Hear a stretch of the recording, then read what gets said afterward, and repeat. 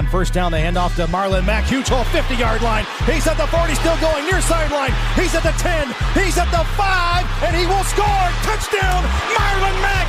Touchdown, INDY.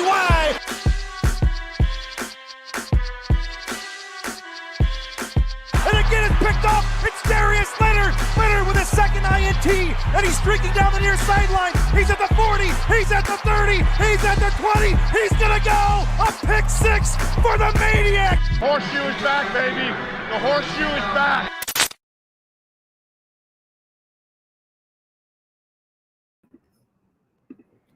What is up, Colts Nation? Colts get another dub today, taking down the Detroit Lions by a score of 41-21. What a great victory for the Colts, pretty much throughout. Great victory for the Indianapolis Colts. My friend Michael Terraz is here, joining me to talk this matchup, man. How are you feeling about this game, man? Colts 5-2, looked pretty good offensively, and scored 30 points for the second consecutive game here. I feel good. I feel really good. Coming into the game, I was a little bit nervous because Matthew Stafford, he's still a good quarterback. He is still a great quarterback. And, I feel very strongly about him if he's outside of Detroit. But thankfully today, he was in Detroit. The defense showed up, after that blocked punt. It was too easy on the touchdown for Detroit. But then they got in rhythm. They started shutting down these receivers. Xavier Rhodes did a pretty good job for the first half. Kenny Golladay played, and that was his only half of the day. Xavier Rhodes did really well for him. The defensive line, game balls for everyone on the defensive line. Taylor Stallworth was in, cleaning up tackle. Sheldon Day was, we miss him. He's been batting down balls. Taekwon Lewis, Danico Autry, Maniac. Everything went Cole Bay today, somewhat outside of the third quarter. But nonetheless, Phillip Rivers had an excellent day. Of two, overthrown balls. He had a really good day. I'm proud of him. I keep saying that we're going to go where Phillip Rivers takes us, and he took us to a win today. Yeah, he did. Let's just dive right into this game. I mean, the Colts didn't dominate, I guess, but they won every category that was significant. They outgained the Lions by 40 yards.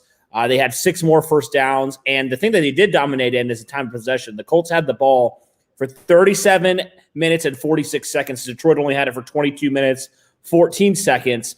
The big thing, like you mentioned with Phillip Rivers, we know it's a thing that when you have a quarterback like him, you're going to deal with, but no interceptions, no turnovers for this Colts offense today. And that was such a huge thing. And you mentioned Phillip Rivers. He had another really solid day, I felt like. Overall, he was 23 of 33, 262 yards and 3 touchdowns. Never put the ball really in harm's way at all, which is obviously great. In the last 2 games, I'm pulling up a stat here. Phillip Rivers is 52 for 77 for 633 yards, 6 touchdowns, and 1 interception, 114 quarterback rating. And we talked about it. You live and die by your quarterback and how he's playing. And so far, the last 2 games, Phillip Rivers is really showing out. He's really shown out, Cody.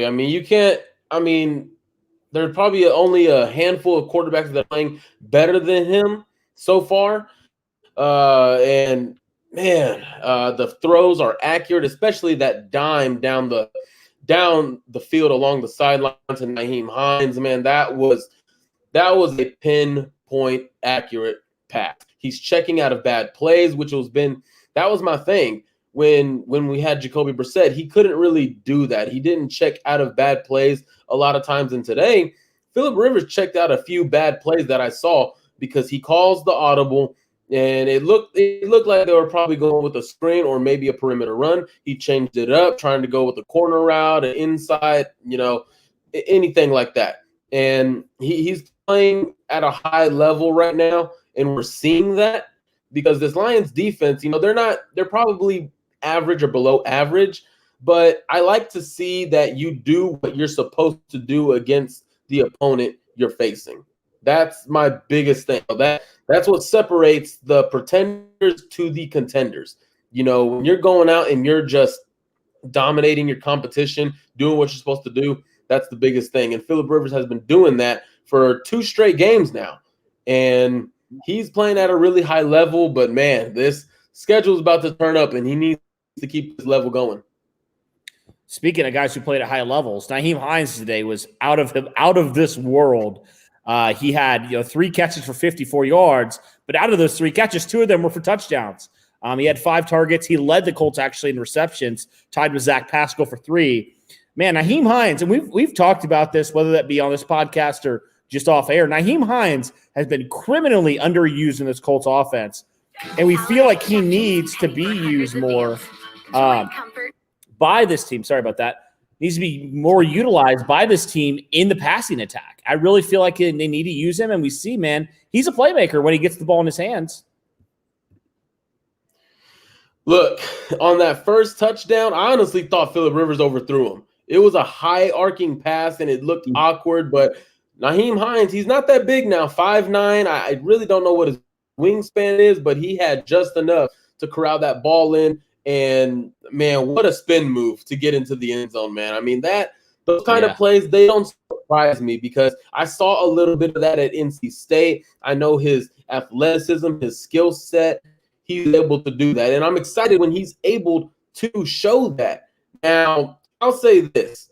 It was cute. It was cool. But let's stop the flips and the gymnastics, okay? Let's go ahead and put that to an end because we don't need a popped Achilles. We don't need anything like that to happen to one of our stars of the offense, okay? That's my only tidbit from the day. When he was getting the ball, he was getting yards, he was being effective, and he's holding on to the ball, which a lot of people don't talk about because that was a huge problem for him in the preseason of his rookie year, and he completely eliminated that. Nahim Heinz needs to be more of a weapon. Now, we'll probably get into it later of the show at maybe a lack of weapons, maybe, but Nahim Heinz, man, he really showed out today.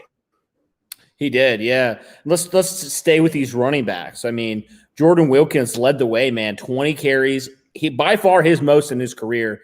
89 yards, a touchdown. He averaged 4.5 yards per pop.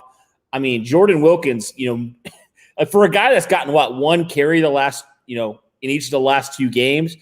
To go from 1 carry to 20 carries, I mean, gosh, it just has to show how much the Colts trust a guy like Jordan Wilkins. And, I always felt like he has really good vision. Like he's just one of those guys that just sees things that other running backs don't. And we saw it, man, especially in that second half, Jordan Wilkins was continually getting 4 or 5 yards per run, and he was just super, super effective. And so what was your take on Jordan Wilkins? And, great game from him. What do you think this potentially means for the Colts hierarchy of running backs moving forward?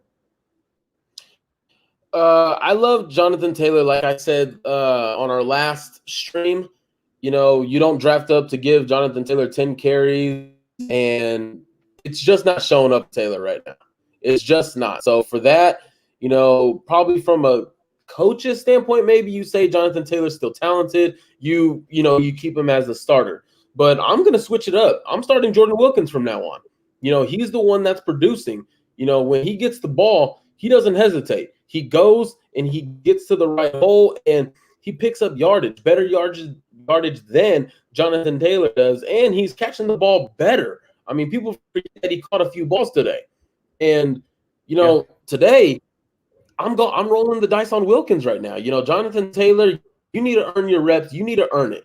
Whatever is going on with Jonathan Taylor, I don't think it's a vision problem. He just needs to calm down. He needs to compose himself, and hopefully that'll come in time. But right now, it's Jordan Wilkins' shine, man. This guy, we've been preaching it for however long he's been a Colt, for like the last 3-4 years. We've been preaching it. Get Jordan Wilkins the ball more. Get him the ball more. And now probably national media is probably going to come out and say, who is this guy? Well, we've known him for a long time. So he was a big part of the win today, being able to churn those yards. And I think he's going to be needed moving forward. To answer your question, moving forward, I would start Jordan Wilkins because I think he gives us the best option to move the chains on the run game. Yeah, and, it's just such a question. Why are we struggling to run the ball? And I think this honestly might be something where you look at Jonathan Taylor and you think, he's a great talent. Obviously, you trade up for him, but maybe he's just not ready to carry that load fully, and maybe it would serve him good. We thought initially with Marlon Mack, he would be behind Mac and eventually would earn his carries. It wouldn't just be like, boom, you're the starter week 2. That's not what we thought at all. And so maybe it'd be good for him to just sit behind Jordan Wilkins and just learn from him and get a few carries per game. But like Jordan Wilkins going forward, I mean, this is the best the Colts have run the ball pretty much all season. And it was your third string back. So I'm totally for Jordan Wilkins getting the bulk of the carries, beating your lead guy. Because he's proven when he gets snaps, he's effective. I mean, coming into the season, he was a number 1 running back in terms of average yards per carry. So I definitely want to see him be utilized more. He's not the most flashy guy in the world, but he's effective and he gets you 45 yards per carry. And that's what you need to be efficient on this offense. And so I really liked what I saw from Wilkins. Obviously, we mentioned Taylor, 11 carries for 22 yards. Very not a good day running the football for Jonathan Taylor by any stretch of the imagination. What do you think is going on with him? Why do you think he's still struggling to get carry and really get anything out of carries? It seems like every time he carries it, he gets back to the line of scrimmage about every single time. I'm kind of confused why. I'm curious your take on him. You know, during the bye week, everyone kept saying vision, and I've even talked about vision before. So I went back to his Wisconsin tape, and I saw no vision problems. He had no problems with vision. And as a running back in college, you usually get that vision down because running back is the easiest transitional position in football. So, I mean, Marlon Mack didn't have vision issues. Jordan Wilkins, Nahim Heinz, they didn't have vision issues as a rookie.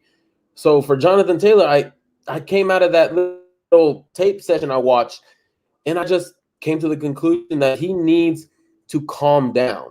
He needs to compose himself because he knows the kind of bad boy he was at Wisconsin. But when you come into the NFL, I can tell he wants to put a highlight reel together of him bulldozing guys. That's not what we need. That'll come when you get to the third level and get to those safeties. That will come then. But this isn't college anymore. These are grown 6'5", 300-pound men. You're not doing that in the NFL, especially at the first level. That's not going to happen.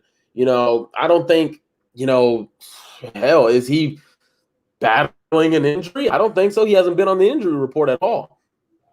That's my only thing that I can come away with is he needs to calm down. He needs to let the holes develop because I saw it again.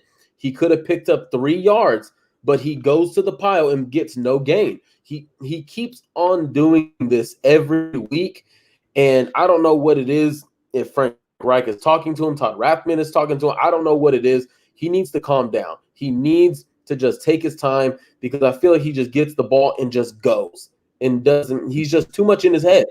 I feel like this is more of a mental thing for Jonathan Taylor because obviously we know the talent he is, but he needs to get out of his own head. And I think if he does that, he'll be the guy we all think he can be. But so far, it is a very, very disappointing rookie tenure this far. Yeah, it is. And I think, you said it. Like, I think he was just forced into action too early to be the lead guy. And so I want to see him, kind of take a backseat role a little bit. I mean, we know the talent he is, but I think it would serve him well to just kind of sit back and watch Jordan Wilkins run the football. I mean, goodness, if you think about the talent that he has, if he could have that kind of vision and that kind of patience, man, he would be one of the best running backs in the league. But yeah, like you said, I think it's just like, it's just he's learning. And we saw that a little bit with Marlon Mack his rookie year. He learned a lot. He grew a lot from, year 1 to year 2 in terms of patience. So hopefully it's just something that'll take some time with Jonathan Taylor. Tom Rathman will be able to coach that into him a little bit more. But we'll move on from that. I mean, that's probably the biggest, knock on the offense today.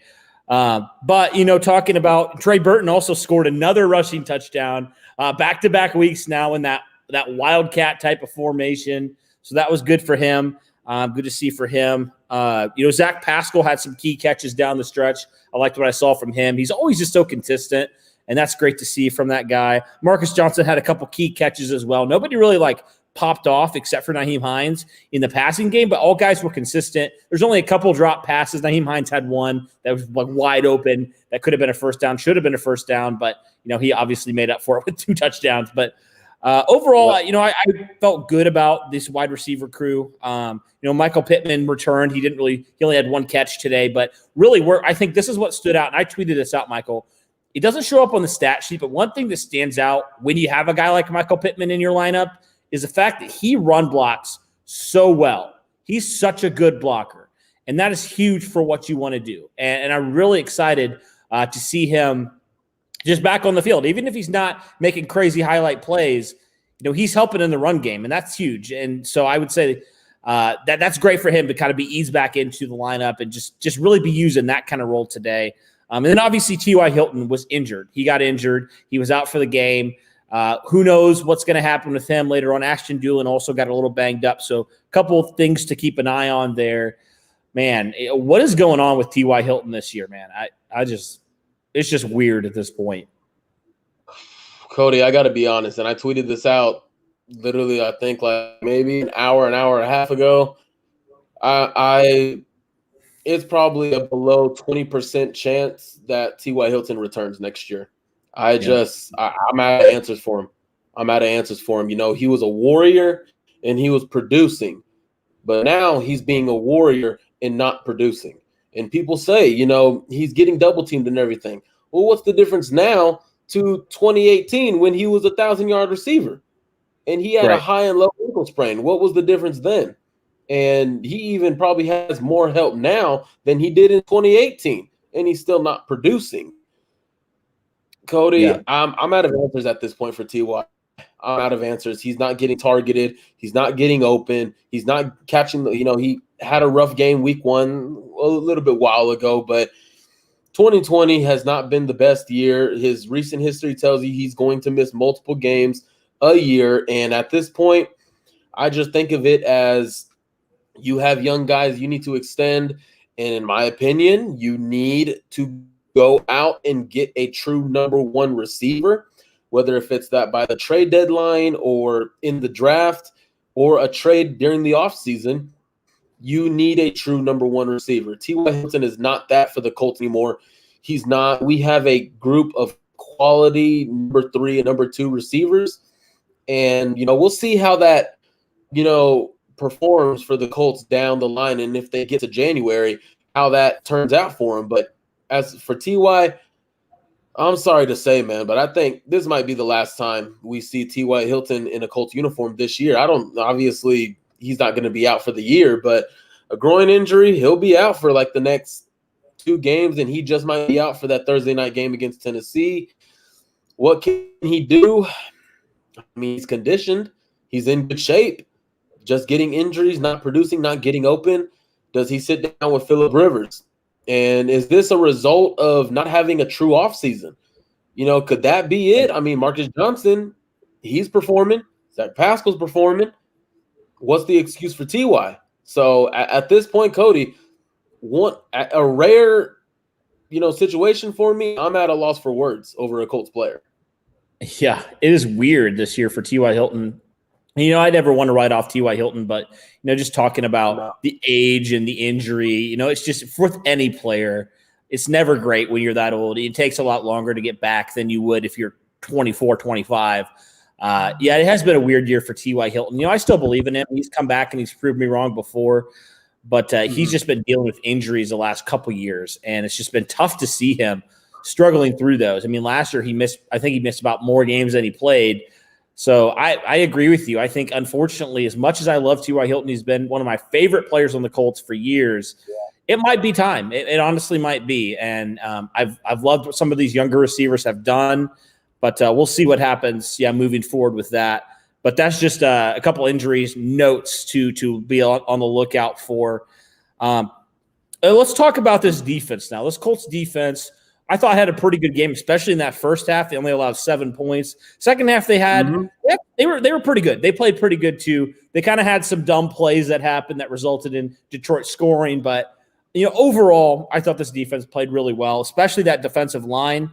We mentioned, like against the Bengals, they only had 2 sacks, and we're like, okay, something has to happen. This defensive line is struggling to get the quarterback down.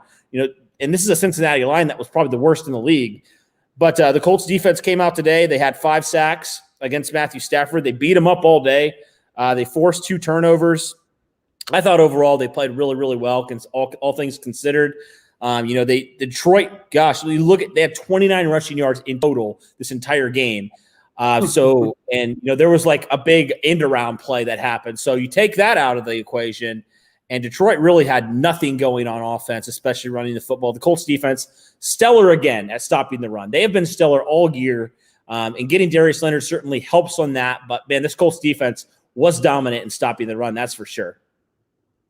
One name that was not really all that mentioned today, one name, 2 words, DeForest Buckner. You're seeing it hand in hand every week on how big of a difference maker he is. And you saw it firsthand if you haven't seen it at all. If anyone hasn't seen it at all so far, he is getting double teamed every play. In the run game, in the pass game, you name it, he's getting double teamed. So what does that mean? Guys are going to have one-on-one options.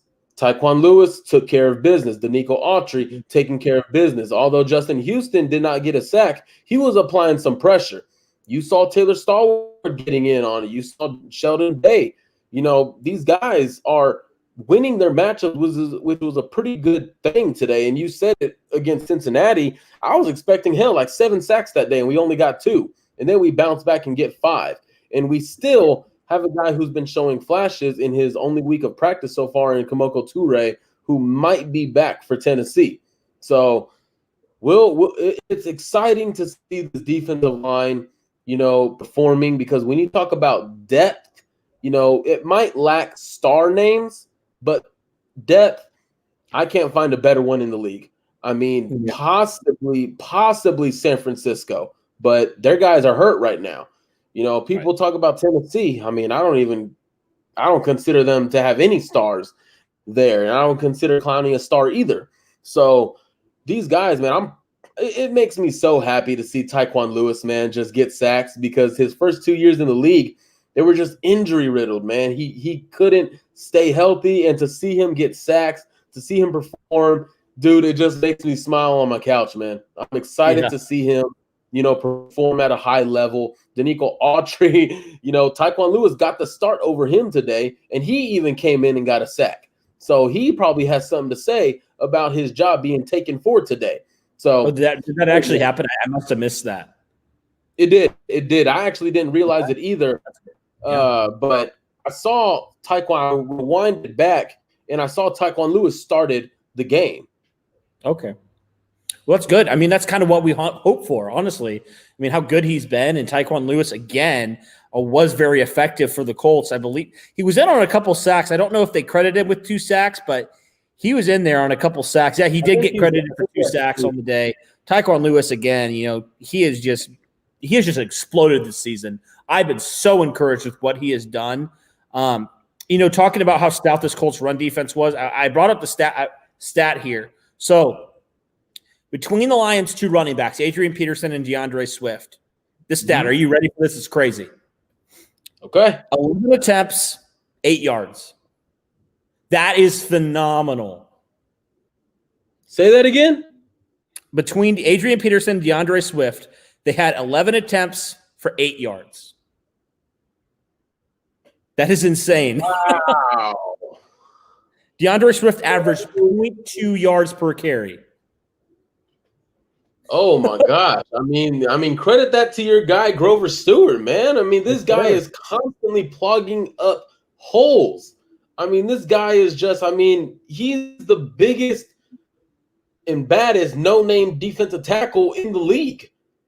This guy is just plugging up holes. He's not getting moved.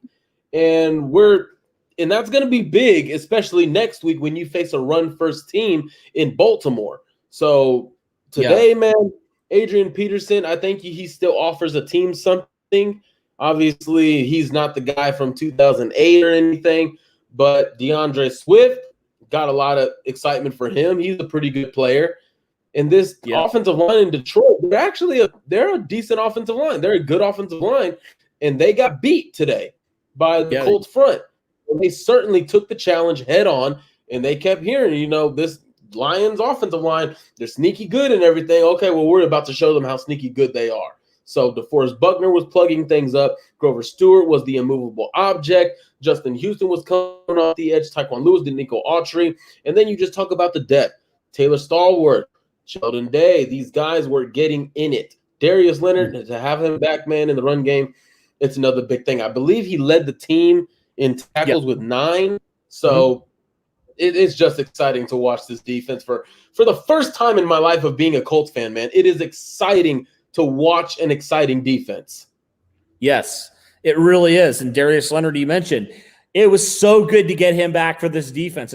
I felt like the linebackers played pretty solid without Darius Leonard, but just getting him back. I mean, he just shows why he's called the maniac. He's just a playmaker. He had a sack that forced a fumble that really, I would say that was the pivotal point for this game, where that pendulum could have swung the other way for Detroit. They were they were pretty close to the red zone, right? They were about to score and maybe take the lead.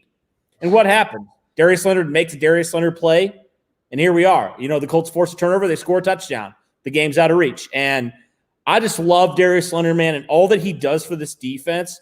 And this guy is just an incredible playmaker. He's the heart and soul of this defense. People say Anthony Walker's, Darius Leonard is. He is. He makes plays. Every single chance, he makes plays, man. Dude, man, Darius Leonard, oh, man, I'm glad to have him back, man. In pass coverage and rushing the passer, he's just big time. You said it, the linebackers performed well without him.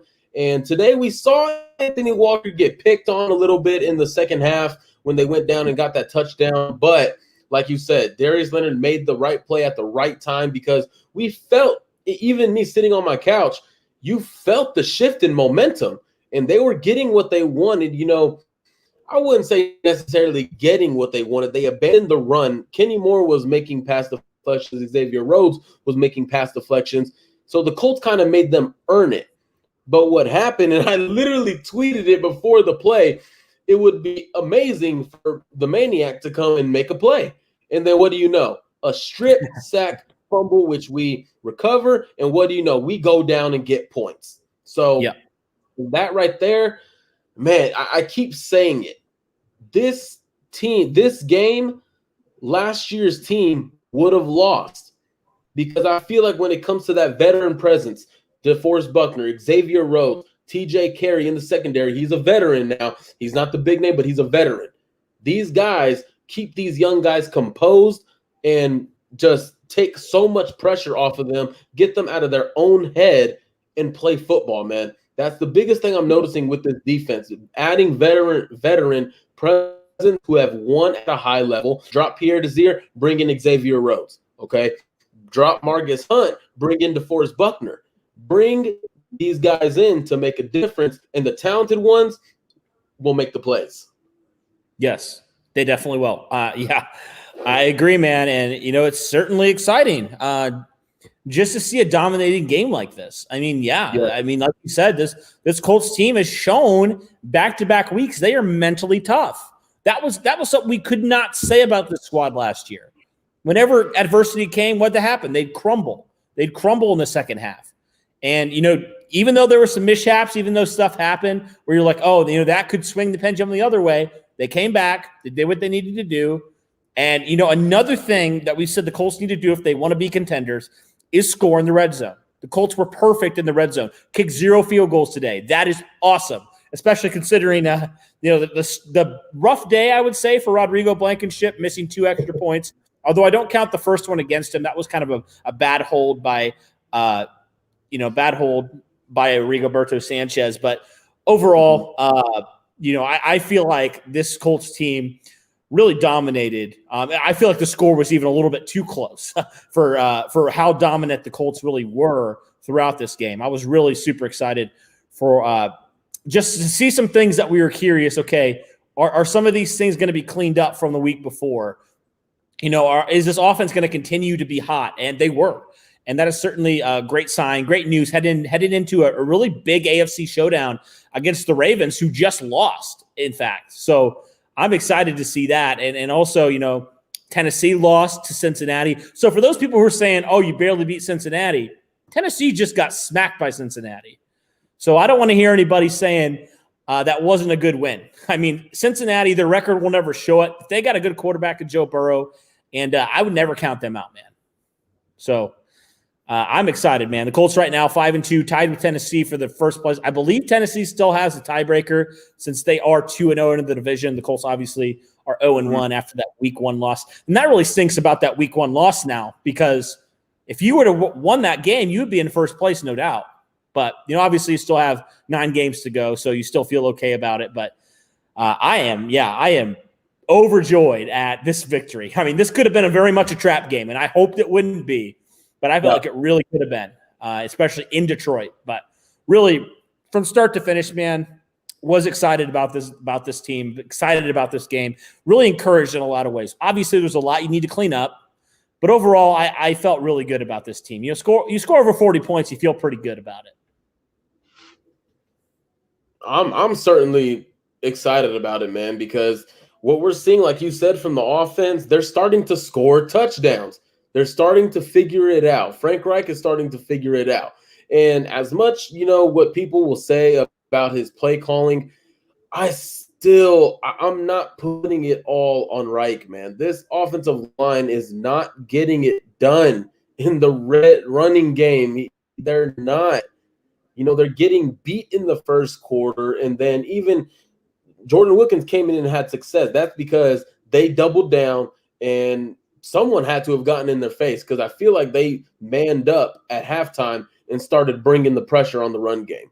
That needs to continue, because you're going to start facing better defenses. Tennessee doesn't rush the passer, but they can play some run defense. Green Bay, they have a solid front seven. Baltimore, they added Calais Campbell. They added these guys in so they could help try and get a Super Bowl out of Lamar Jackson.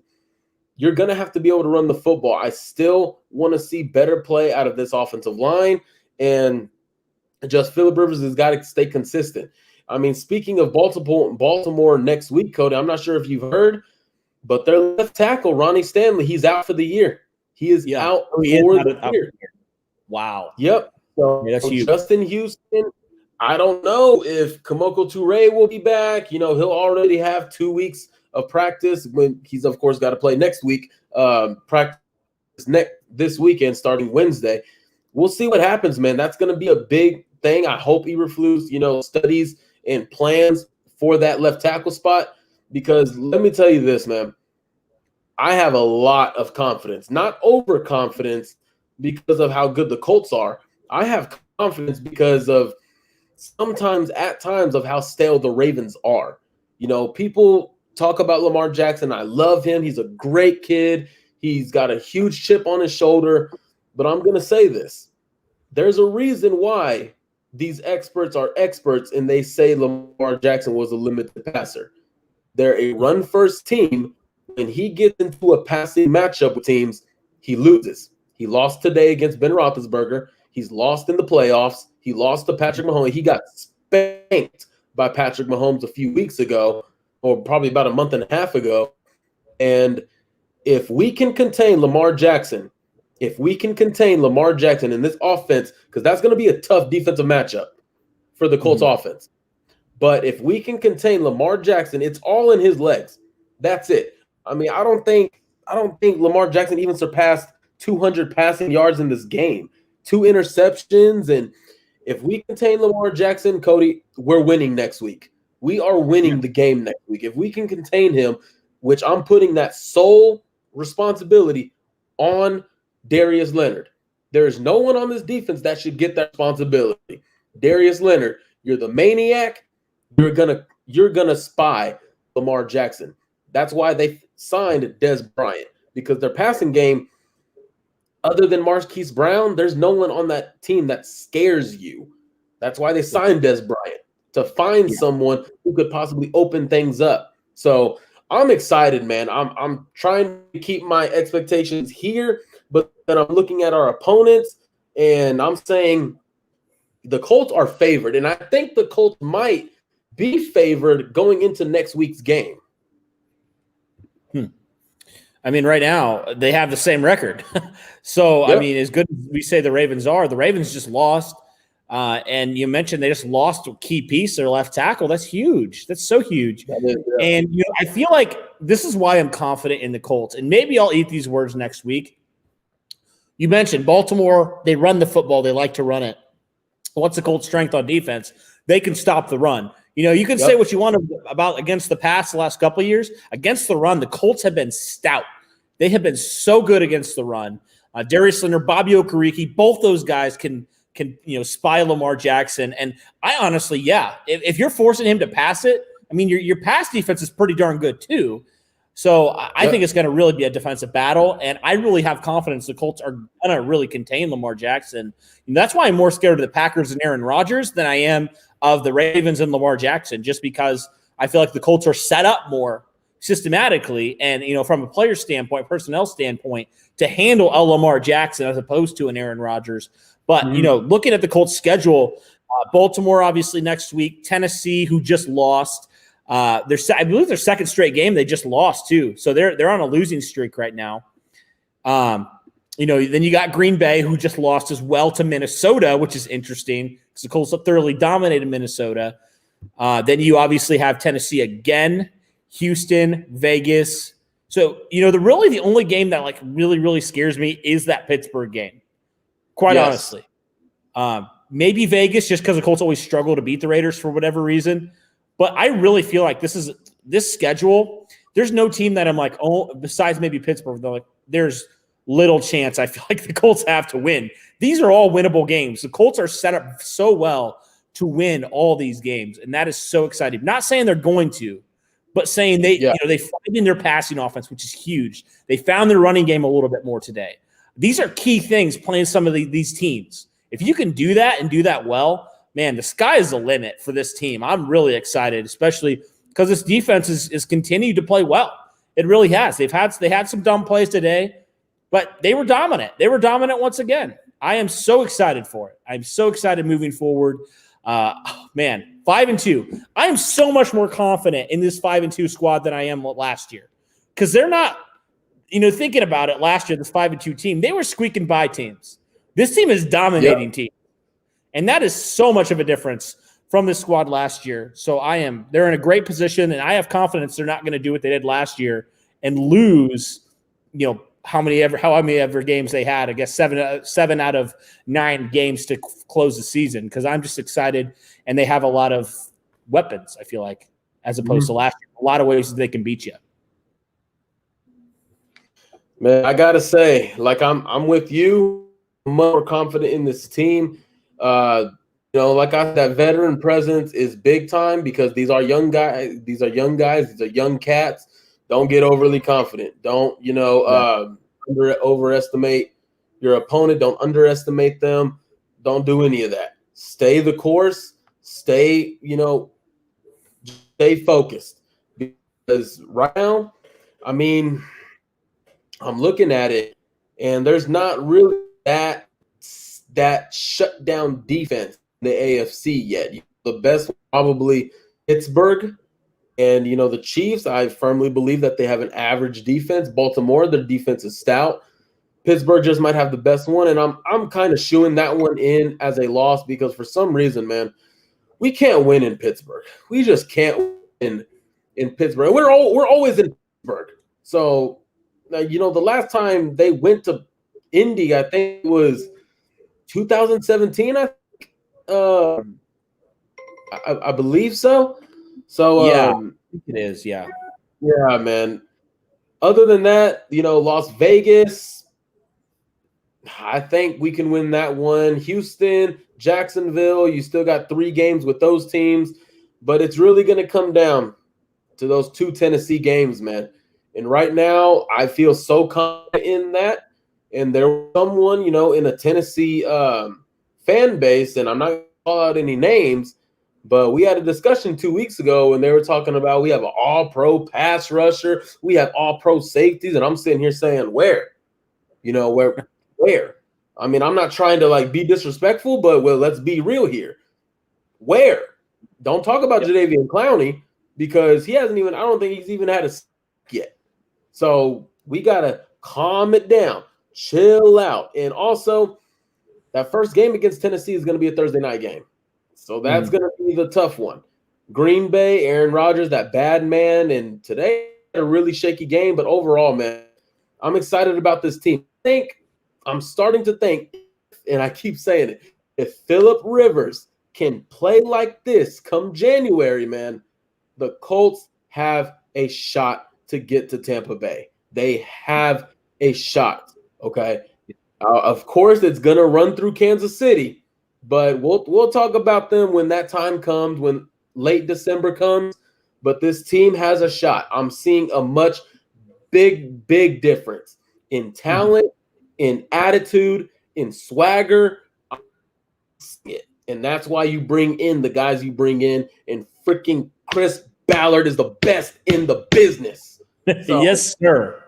Yeah, that's why I love him, and we need to give him a 20-year extension. And I'm ready to see the Ravens, man. I'm excited for that matchup. But today, overall, man, we're having for tonight. Got the barbecue roasted up already, and they still got to bring the lion back from Detroit. So, I got to call Phillip Rivers, Frank Reich, and ask him what kind of piece can I get? Can I get a chop, a breast, a calf, a thigh? I don't know yet, but yeah, we'll see. You already had tigers and bears earlier in the season. Now you got your lions, so you got the trio there. Oh my, the horse. Oh my, that's what I'm thinking. Oh my, man, this team. Oh my, exactly, dude. I'm excited, man. It's been a long time since I've been this excited about Colts football. Seriously. Yeah, and these are some things that we were like, I was just like, the Colts need to prove some things to me after this bye. They got to start proving things to me. They played some pretty easy schedule so far. And I'm not saying Detroit's world beaters at all, but they did what they needed to do. They did not let this be a trap game. They came out, and they did what they did earlier on in the season. They beat teams they're supposed to beat, and they beat them pretty soundly too. So I am so excited. I am so jacked up, so ready for this Ravens game. It's going to be a great battle, and I want to see where this Colts team is. This is a true measuring stick for me. Are the Colts heavyweights in the AFC? Let's see. I want to see it next week, man. All right. I love this, dude. It's like a hype session. Let's go. Exactly. Man, I'm just going to say before we wrap this up, it's so nice to have a quarterback who will actually push the ball down the field. You saw that on that long pass intended for Doolin. Like, that's what happens when you actually throw the ball down the field. For those Jacoby people who were like, bench Rivers for Jacoby, that's why you don't do it right there. Plays like that. That was a good play. I have one more question for you, Cody, before we get off here. All right. Is there any move you see the making, or is there a move you see that they need to make? Yeah. You mentioned number one receiver. Hopefully, Kenny Golladay got hurt, but I heard potentially he was on the move. I was like, whoa, really? I don't know if that's true or not, but that would be interesting. I know Ryan Kerrigan requested a trade, so maybe someone like that. Or maybe you add to, and the reason why I know you don't like this trade, but the reason why I'm interested in John Ross is just because, okay, now T.Y.'s hurt. I know you like your guy DeMichael Harris, but just get another playmaker. Just get another playmaker for a 5th, 6th round pick. Why not? It's not about DeMichael Harris. With John Ross, there's a reason why he's not playing. And, you now got Joe Burrow, and obviously he didn't show anything in training camp, so he's not playing. Of course he's got the 40 time, but the route running is not there. The awareness is not there. Keep pounding. I will keep pounding this desk. He is 31 years old. He'll be 32 in March, but he is still putting up numbers. Go get Julio Jones. Is there a receiver in the first round you can sit there and say he's going to give me 1,000 yards and 10 touchdowns? No. I love Rashad Bateman. I love Jamar Chase, but they're not Julio Jones. Julio Jones will give you 2-3 solid more 1,000-yard receiving years. And if I'm Chris Ballard, I'm sending you our first-round pick. I'm sending you a future, maybe mid-round pick, and I'm sending you possibly Zach Pascal, or maybe have at it with Marcus because with Julio Jones, now you're sending double coverage or triple coverage his way. Michael Pittman, DeMichael Harris, Zach Pascal, maybe still T.Y. Hilton when he comes back, Jack Doyle, Julio Jones, if he was in this offense, he would transform it, dude. I'm telling you right now, he would transform this offense. And, of course, he's got the big schedule, but I assume you're not bringing back T.Y. Hilton. I assume you're not bringing back a few other guys like maybe a Malik Hooker. So you can fit that into your cap. Maybe, but I don't envision it happening. I'm not saying it's going to happen because it's not going to happen, but I would say that. But still think number one wide receiver or edge rusher is our number one need right now. But still, we're playing at a high level with some pretty good role guys in the receiving core. They're stepping up. Marcus Johnson just, man, whether he has 2 catches or 1 catch, those catches are just a big game changer, man. So Michael Pittman, like you said, I think he only had 1 catch. He slipped on that one. I think he got a little bit excited, but in the run game, I believe there was a screen. I can't believe who it was to, but his run blocking on that screen allowed his teammate to get the first down on a 3rd down. So I'm excited for this, and I don't see any other trade being made. I like young guys. I don't think Chris Ballard is trading away any picks mid-season right now. I think we stay put. I would love if Dallas called and say, hey, Jacoby Brissett for a 3rd rounder or a 4th rounder and a future 7th rounder. Or I even threw out the option to call up Tampa Bay. Hey, you want a reliable, because Gabbert's not going to get you anything, has to go in. Put Jacoby Brissett back with his old teammate and Tom Brady. Put him back in there. Hey, you want something, but I don't envision any moves, man. All right, one more before we wrap it up here. I heard this guy, and this guy really intrigued me. Derek Barnett of, I believe, the Philadelphia Eagles. He's 24, 25, so he's still a young guy. He was drafted the same year as Malik Hooker, so around that same age range. What would your thoughts be on potentially getting him? Just more help at the defensive end position, edge rusher position. I would probably pass on that. I mean, if you wanted, and I hate that I'm even saying this, man, because I love him so much, but he's just not playing right now. Do you want to straight up just swap Derek Barnett for Ben Banigou? If you want to do that, then okay. But if we're adding Derek Barnett to an already crowded room with Toure coming back, then I would say no. Okay. All right. Makes sense. All righty, that'll do it for this recap, guys. Thanks for listening. Colts win. Colts victorious. 5-2. Great start to the first 7 weeks. Big test against Baltimore, though. We'll see what happens there. Thank you, Michael, for coming on. Hope for a great win next week against the Baltimore Ravens. Now, nonetheless, it'll be a great battle, that's for sure. Sir. All righty. Thanks, guys, and go Colts.